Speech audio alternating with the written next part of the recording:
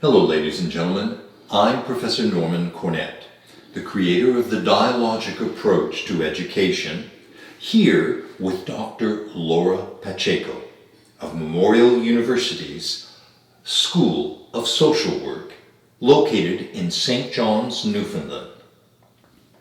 Dr. Pacheco, what drew you to the field of social work?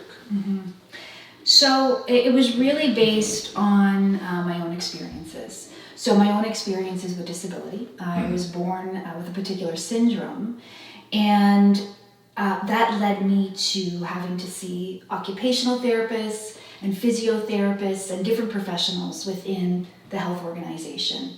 So I saw the ways in which professionals supported individuals in achieving their potential and their independence, and identifying their goals, and from an early age wanting to be a part of that. Now, you used a very key word here, disability. I was born in 1950. The whole concept, for example, of dyslexia did not even exist. It does now, thanks to research and work such as that which you conduct. What is your working definition of disability?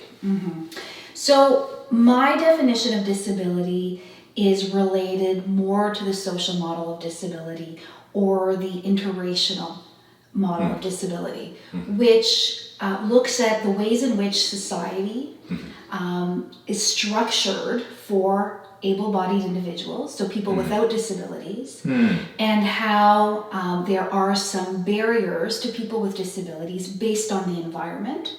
But it's not just about the environment. There are also people with disabilities that are impacted by their physical health, by their conditions, by their illnesses, that have a real impact on their everyday life. So it's the relationship between the environment and that lived experience that really should be defined by individuals within their different environments. And your own pursuit of social work comes out of your lived experience. Exactly. Now, you did a bachelor's degree, you did a master's, and then you did your doctoral thesis at the University of Alberta. I know myself from that academic journey, it's a long road to hoe to stay in that track and to come out with mission accomplished, the PhD. It's not simply of being drawn, but it must continue to attract us. What drives you now in social work?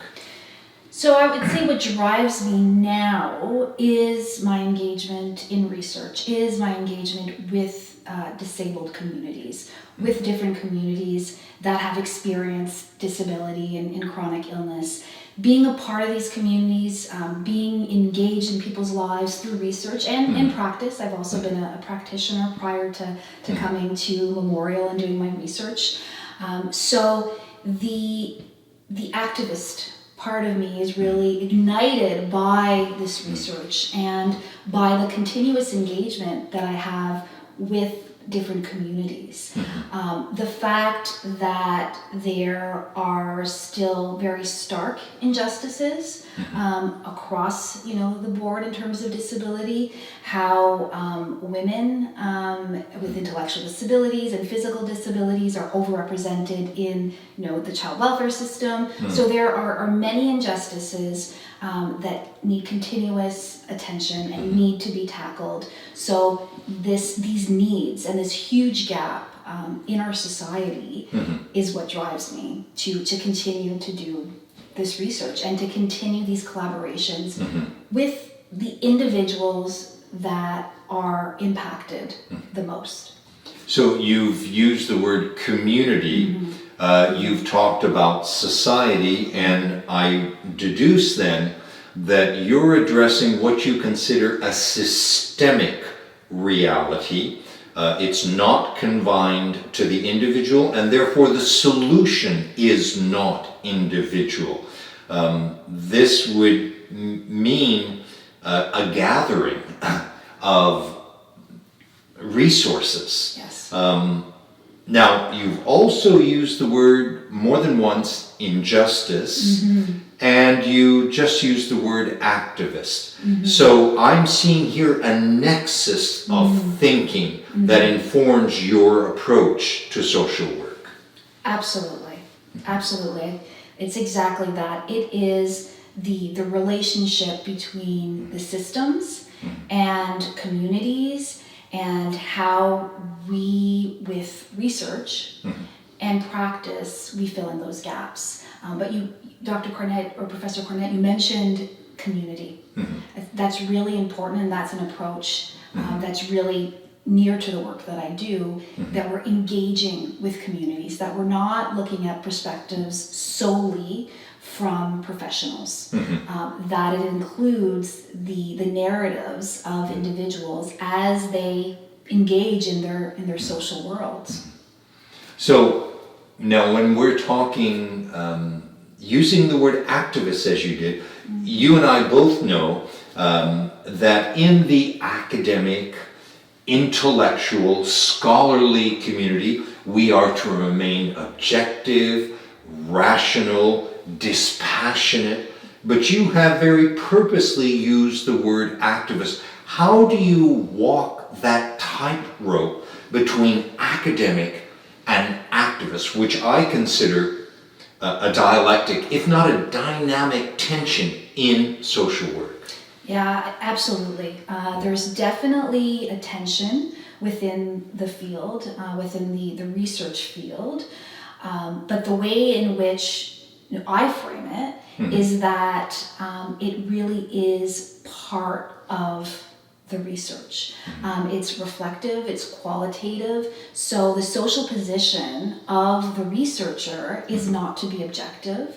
The social position of the researcher is to be able to identify their own social position, how this impacts the process, and activists usually have some lived experiences. And so when we're doing qualitative work, when we're talking about lived experiences, and when we're talking about narrative approaches where it really is a dialogue, that having that activist perspective can be helpful. We can't assume that it will be, because there are both, your social position can have a positive and can cause tension within conversations and research. But it's really a part of the approach, the methodology, that's more linked with narrative approaches and community participatory approaches, where sometimes it's difficult to separate the activist from the role of the researcher. Yeah. Now, a leitmotif, a recurring theme in your response is the word narrative, and I thereby understand that it is a key concept to your approach to social work. What is your working definition of narrative? So narrative in research, for me, and the way that I've used it in research, is basically identifying the life story of the person with the person. So what's been meaningful in their life? What have been some key moments that have shaped them? What are some of the losses, but also what are some of the things that have allowed them to survive, their resilience and their strengths? Within the field that I'm in, it includes the interview, where there's a co-construction of the oral narrative, and then it's translated into the written form, and together we then construct that narrative, the life story of the person, and that becomes one of the outcomes of the research. And now another facet of that you've just brought up is meaning or meaningful. As a religious studies scholar, I consider humans and the human condition in its essence to be that of we are what I refer to as meaning-seeking creatures. It would seem to me, Dr. Pacheco, that finding a meaningful relationship, in fact, finding meaning in disability is quite a challenge. Mm-hmm. Yeah, and the experiences that shape disability, absolutely. The parents that were in my study were all mothers, and all of them talked about their experiences with their disability, their experiences as they grew up with a disability within their country of origins, and even as they came here, the labels that they were given within their cultural communities, within the different environments, and some of the struggles that they had because of their disability. And part of the process, as you mentioned, Professor Cornett, was to identify their own definition of the way that they want to be seen, and what were the moments that allowed them to survive, and the love that they have for their children was what they identified as being why they're still here for some of them. Yes. Well, it's interesting that now you're talking a lot about identity. And of course, we're cognizant of the fact that gender identity, racial, ethnic identity, these have become key concepts in the postmodern society. So, do I understand correctly that one of the keys in your understanding of social work is to create a meaningful sense of identity? That ultimately a disability like gender orientation or ethnic identity that's the name of the game. Yeah, I definitely think that's what came out of the study, was being able to create a sense of identity that was really based on their own experiences, their values, and not to be labeled by their cultural community or by mainstream society, and to find not only their identity but their sense of belonging. So this really intrigues me because I seem to understand, and I parallel this with the field of psychology. Psychologists refer to positive regard. Does an individual have positive regard for another individual in interpersonal relationships? So, do I understand correctly then, Dr. Pacheco, that the people with disabilities, and specifically the mothers that with whom you worked in the research and study for your PhD thesis, that in effect they're seeking identity because they're on a search for positive regard, that people have positive regard for them? Absolutely, because of the multiple negative messages that they've received, not only from those around them, right? So not only from their families, not only from their cultural community, but they talk about, being labeled within the school system. They talk about many of them lost custody of their children. So, dealing with that and being labeled as incompetent mothers. And then absolutely trying to find their identity within a more positive light, based on what their abilities. Now, I can well imagine, as a parent, specifically as a mother, to that if your children are taken away because you are declared incompetent, Dr. Pacheco, who makes that call to say that this mother is incompetent? And on what basis for a person such as myself, not in the field of social work, who's drawing the lines here? Oh, that's a good question, and it's a complex answer. But I would say it starts with what we call the signalement. So a call is made to youth protection and talking about the situation with the parent. The label that the parent has an intellectual disability is usually identified from the very beginning. And so we know this from research that as soon as the signalement happens, so that call to child protection happens, that's where there's already a trajectory that's started. So then usually what happens is that the call is retained, the alert is retained, and sometimes that can be just on the basis of the intellectual disability alone.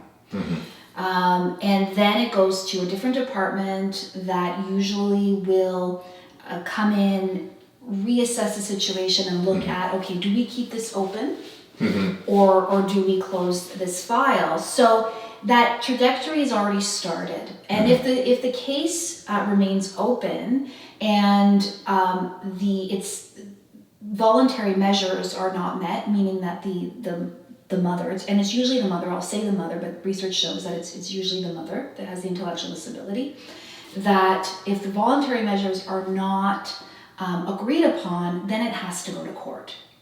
And so the social worker, it's usually a social worker that's involved, will write up a report based on their assessment of the risk and the protective factors. And usually it's a supervisor, they will recommend to the courts. It can be removal of the child from the care of the parent. It can be services. It can be, so there's different things that can be recommended. And that goes to court, but ultimately the judge makes the final say. So that recommendation carries a lot of weight. It carries a tremendous amount of weight, and the social workers and psychologists who usually do the parenting capacity assessments have an incredible amount of power. And when you're referring to mothering, parenting, and disability, and perhaps quote unquote incompetent, the variables are cognitive, are affective, are physical. It seems like a whole package this must entail a whole package.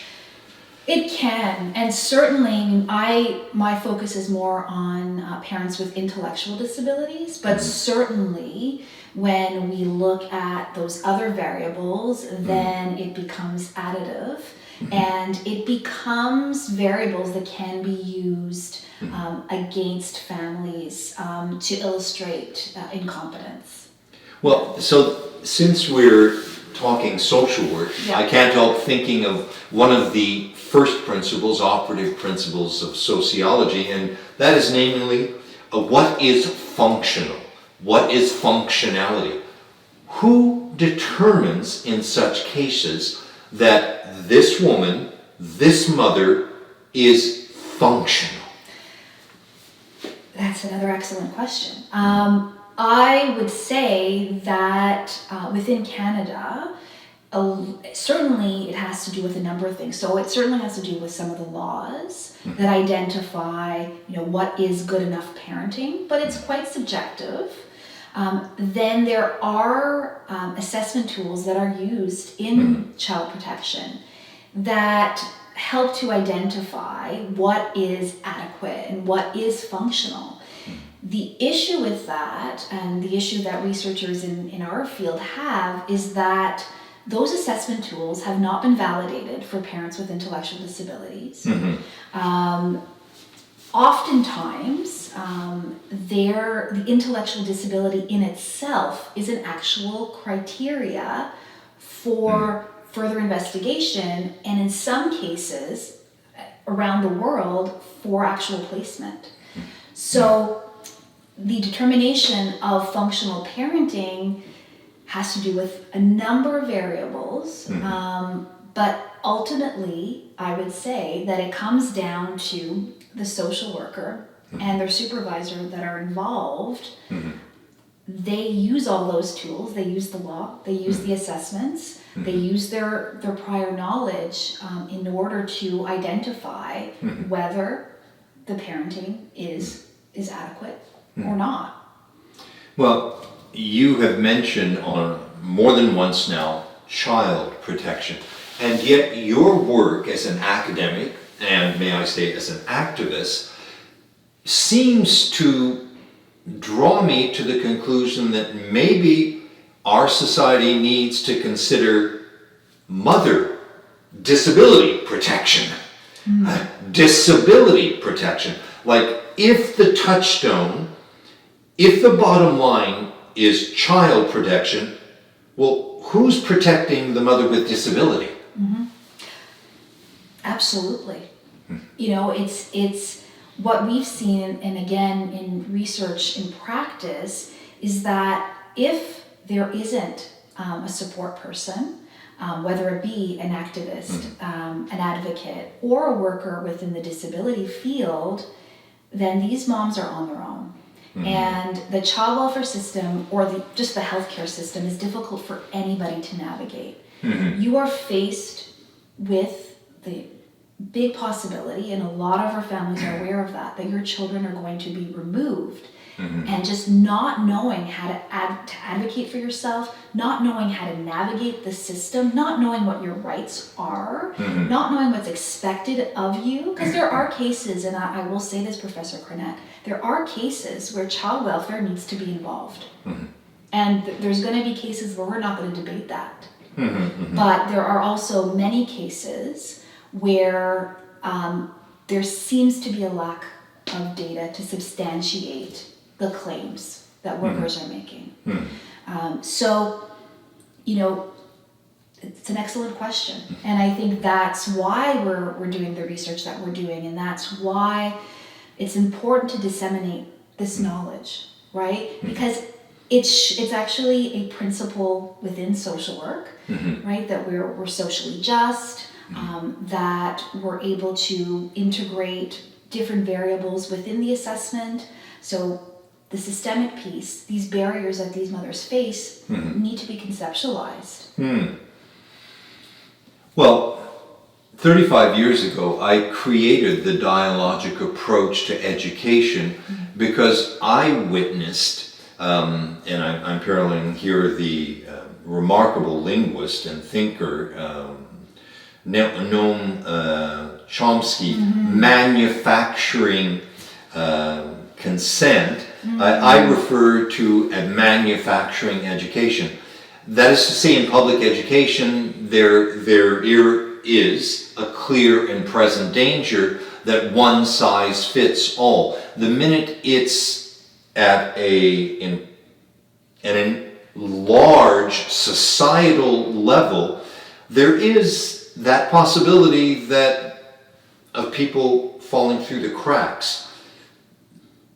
I'm tending now to want to ask you, Dr. Pacheco, in social work, is there a similar clear and present danger of one size fits all, that of manufacturing social work rather than humanizing, personalizing, individuating social work, specifically with respect to mothers of disability?